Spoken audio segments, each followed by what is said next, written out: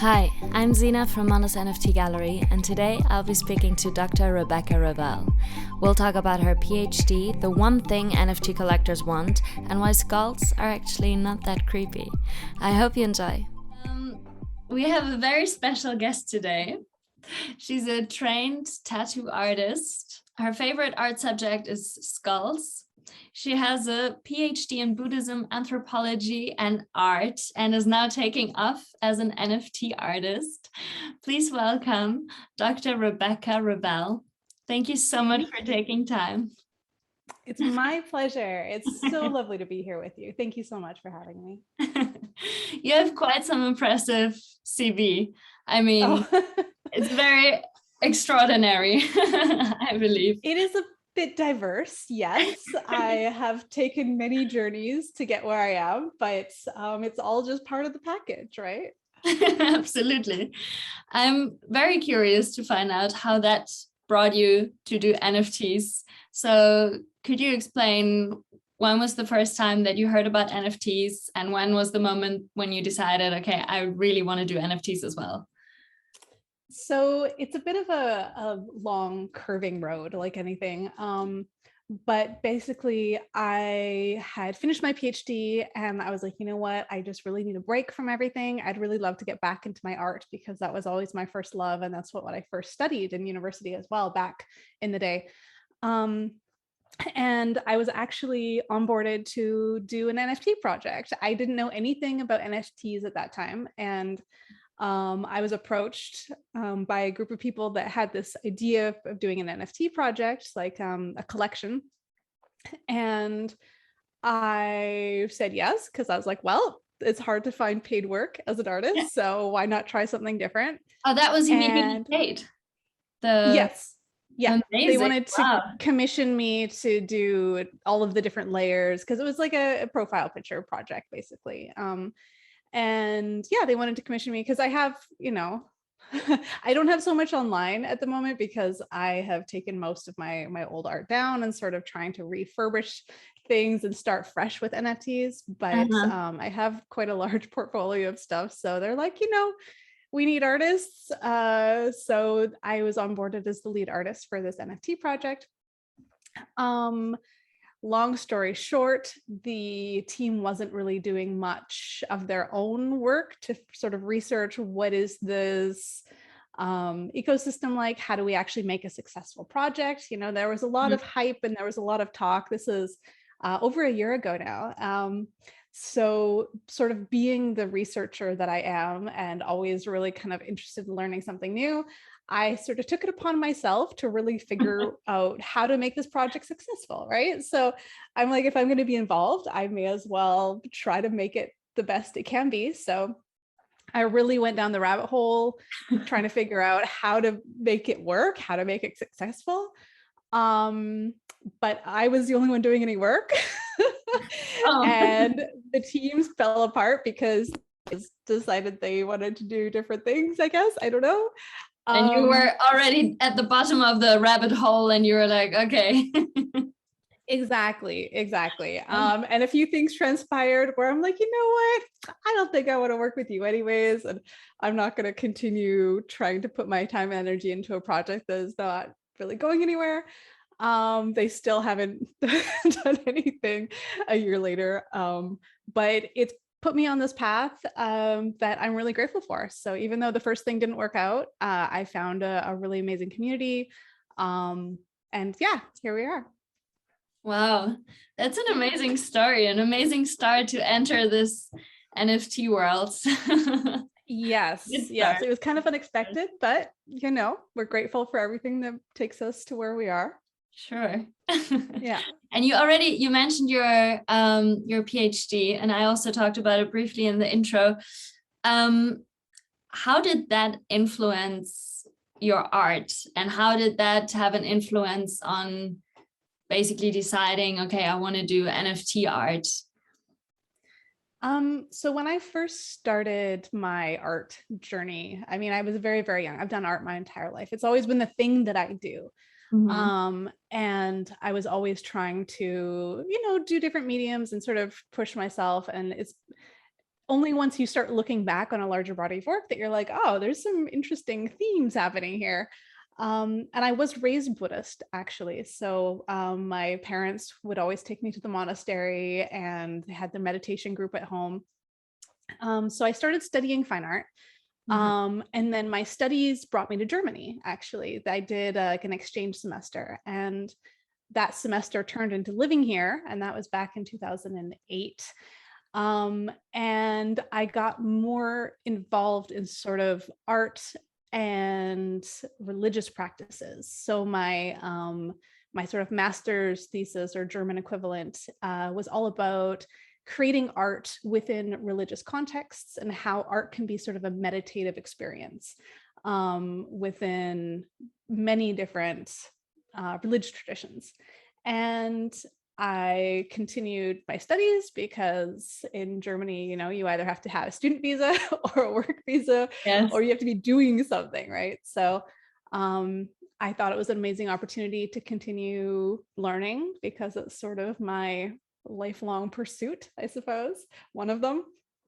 And with a PhD, you really have to focus very narrowly on something. And so because Buddhism was the one religious tradition that I had the most familiarity and the most knowledge, you have to go quite deep into something. So you need to do something that you have, a lot of experience and knowledge in. And so it was sort of like these intersecting paths of discussing in my PhD how a very specific Buddhist group, how they use art to signal their beliefs, how they create art, how they present it within their communities, also sort of material culture, what they wear, how that signals their beliefs and identity as well. And so this overlap of art and culture and Buddhism has sort of woven together in a lot of different ways. And of course, going through something like writing a PhD, it took me 10 years. Almost broke me many times. Lots of blood, lots of sweat, lots of tears. I imagine. And you know, that changes you as a person, right? Learning to become a very thorough researcher also changes you. Going through just the project and learning how to do project management and critical thinking and you know, all of this on such an extreme level has deeply influenced who I am, and also changes my approach to art and what I create, because I have a little bit more of a theoretical underpinning now versus the art that I would do 20 years ago, for example. I see. Hope that answered. Yes, it does very much so. I guess maybe you wouldn't have even gone down the rabbit hole without having had 10 years of having to write a PhD and this thorough investigation and learning how to investigate. I mean, I guess it changes a lot in the way you do things and perceive things, etc. And you said how art that you explored how art has a meditative or creates a meditative experience. And I saw that in one of your collections, the Eternal Glow collection. In the description, you were talking about this this meditation, Maranasati, is that the name? So I guess that's what you meant with it, because I was going to ask about it, and now you mentioned this meditative experience. So maybe you could explain quickly what this kind of meditation is, and then what your intention behind it was. So there's sort of two different meditative approaches. That one is this meditation on death, but my previous research focused on the actual art creation as a meditative experience. You know, I do a lot of stippling in my art. I do a lot of like tiny like dot work, and this sort of very immersive art where it spends hours and hours and hours, and it's very immersive, shall we say, and sort of meditative in the creation of it. And that was the kind of art that I was studying. For example, doing sand mandalas is a commonly referenced one, right? This very meditative, slow process of putting grains of sand in colorful mandala patterns and then sweeping it all away. And so that's sort of the one side of the actual creation of the art is in itself a meditative technique, or takes you to that kind of calming, repetitive process motion. Um, and the other side, the one that you're referencing, as a series of like really colorful skulls, actually, watercolor pieces. And that kind of meditation it's not a very common one because a lot of people think it's a little bit morbid. It's very popular in what's called the Thai forest tradition. So it's sort of a branch within the Theravada lineage. So the Thai, the Thai forest tradition is sort of known for their austere meditation practices. And it was also the branch that I kind of grew up in. So this practice is where a lot of the monks, they will actually go to these charnel grounds. It's basically where the bodies get laid out and are sitting there decomposing. And the idea is to reflect on our impermanence. It's to really make it very embedded in our reality, in our minds, that we will die. That's the only thing that is really certain in life.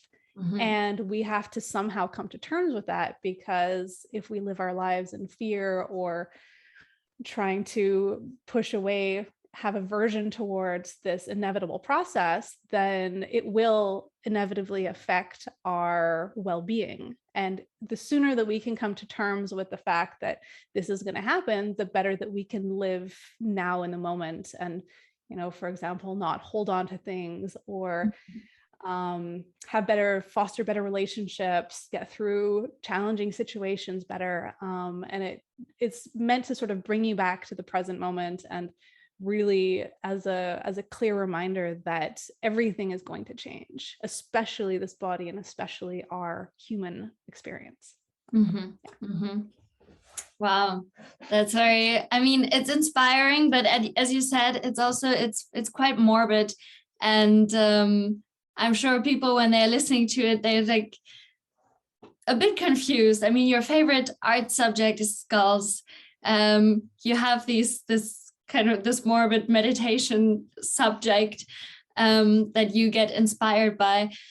And you don't seem like such a morbid person. You seem to be actually quite a happy and jolly person. So what is exactly, you said the message behind it is that you want, or that people should become aware of the fact that they are gonna die, that we are all gonna die, and that we have to come to terms with it.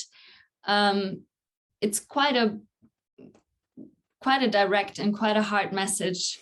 Is that what you want to tell people when you make, for example, the skulls, the Eternal Glow collection? Is that your message behind it?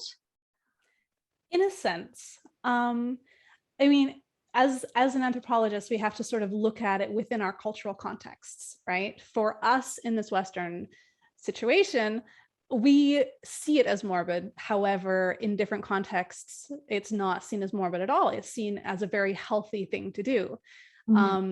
Some people argue that our relationship to death in our Western culture is actually not beneficial to us, right? That we kind of have it pushed out of sight, out of mind, that we kind of put people in places when they're about to die so we don't really have to deal with it or see it. There's a lot of aversion. There's a lot of distancing ourselves to it.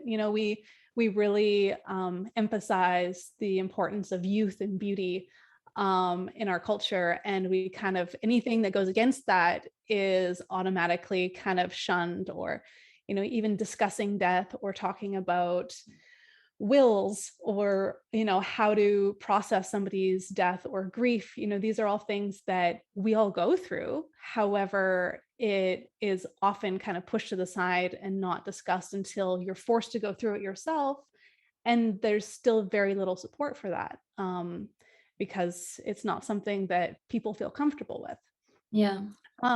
So in some ways, my art is looking at, in a sense, that in a critique and sort of looking at, okay, well, why does it make us uncomfortable? We all have a skull. We all have, this skeletal muscular being that is going to deteriorate, or it is deteriorating at every moment, but one day it will properly deteriorate. And that this is within us, and it's an aspect that we can't escape. And there are a lot of things that can develop into a more holistic and healthy relationship if we're able to have a little bit of a softer understanding, or even, just come a little bit closer to being able to even have these conversations, right? Because if you can't talk about something, it becomes taboo. And then how are we supposed to process it? Or how are we supposed to understand it when it happens to us, right? So it's touching on these themes as well. And yeah, kind of confronting our own Western stance to it, but also this very, I guess it is a little bit in your face, this impermanence, right? Not necessarily just about our death, but the fact that everything changes. That's just the nature of existence. Yes, absolutely. And I think it's also a huge emphasis on the fact that we have to enjoy the moment. We have to be very present in this moment, because who knows what's going to happen? Who knows when this is going to end? So I think it's a constant reminder that there is death, but it's also a reminder that right now there is no death. Right now there is life. Exactly. Right now you can enjoy. I think it's quite an impressive message to give with an artwork. And I always think it's so important to know the background story of art. When you sometimes go to a museum or whatever and you see and you don't really understand because you don't have any background information, maybe no political information, no information about what the artist was intending with this artwork. So I think it's very good for people that are listening now to understand what's behind it, because I mean, skulls, you see them a lot actually depicted everywhere. So I think it's a very nice and deep message. Is there anything else that you want people that buy your art to be aware of? Oh gosh. Well, part of my situation as an artist, like I mentioned previously, I've always done a lot of different mediums, and I don't feel necessarily like how do you say? So there's some artists and they have like the one thing that they do, right? They do digital art and they do this style and they're very recognizable, right? And I have, through putting larger portfolios together, I have seen some of these like strings of reoccurring imagery and reoccurring concepts. However, I'm really trying to embrace more and more the fact that I am a very multimedia artist. A large part of my portfolio is self-portraiture. And most of the NFTs that I've sold are also from one series that are all kind of overlaid with Buddhist messages, and is all very kind of white and ethereal. And I absolutely love that collection. I think it's the most beautiful thing, really. Oh, thank you. It's a bit older, but it's something that I wanted to sort of revive and breathe new life into, and that also has a little bit of a different aesthetic, well, very different aesthetic, and different messages, and the fact that I love to do so many different things. You know, I have my traditional art, I have digital art, I have photography, I have mixtures of things. And I think to emphasize to collectors and people, other artists as well, that it's allowed. You know, we quite often hear that it's important for your marketing, you know, you need to have one certain voice. But I think there are a lot of artists that do a variety of things because we love to make art. It doesn't matter what we make it with, but we just want to make art. We want to create stuff, right? And this can also be that one thing that is special with you, that you do all these things, that you are so versatile. That as well, right? And it's yeah, there's a lot of different approaches to art creation, right? And this for me is part of my journey of really appreciating and accepting it, and also showing all the different pieces, even though I've been told that it's might be to my disadvantage, right? Because collectors only want to see one kind of thing. So back to your question of what I would want people who are collecting my work to know, is that I feel like this versatility is actually a strength, that it doesn't necessarily diminish one particular field of work, but it's something that is like different facets of the same diamond or something, like different pieces that kind of come all together to create a larger, potentially more interesting whole, right? Yes, I like that. That's a good message. It's a message to end the interview with, also with probably artists that are listening to it. And I've had that experience as well, that people tell you have to focus on one thing, you have to do this one thing. And what if you don't feel like it? What if you feel today like doing photography and tomorrow a collage, and then again watercolor, sculpt paintings? There's like, yeah, your mind is the limit and nothing else. And if this is how you express yourself as an artist, yes, I think the diamond was a very good comparison.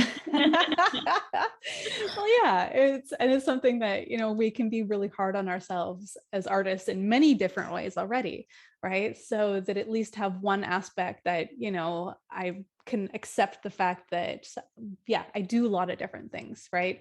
It's not necessarily a disadvantage, right? It's just the joy of creation. And I think that should come through as a central part of being an artist, right? So yeah. Absolutely. One last question. I assume that quite a lot of listeners are now intrigued to find out more. So could you tell them where they can do that, where they can find out more about you and your projects? Oh gosh, well, I suppose all the social medias, you have to be on them. It's what you do now. I don't know if you've seen this meme of a pie chart of like how much time and energy we actually make art versus the large part of the graph of doing social media. Yeah, yes. it's a challenge. But yeah, I'm everywhere. I'm generally Dr. Revel, Revel, on Twitter and Instagram, and my website is also rebekkarevel.com. Was it com or de? Oh no. But if anybody is actually in Berlin, I am always around. I do a lot of events, and I'm pretty easy to find. So yeah, those are all the ways. Or anything also to do with NFT Club Berlin, that's sort of what I'm running at the moment. So yeah, I'm easy to find. Perfect. Thank you so much for taking time for the interview. It's been an absolute pleasure. Thank you so much. I really appreciate it.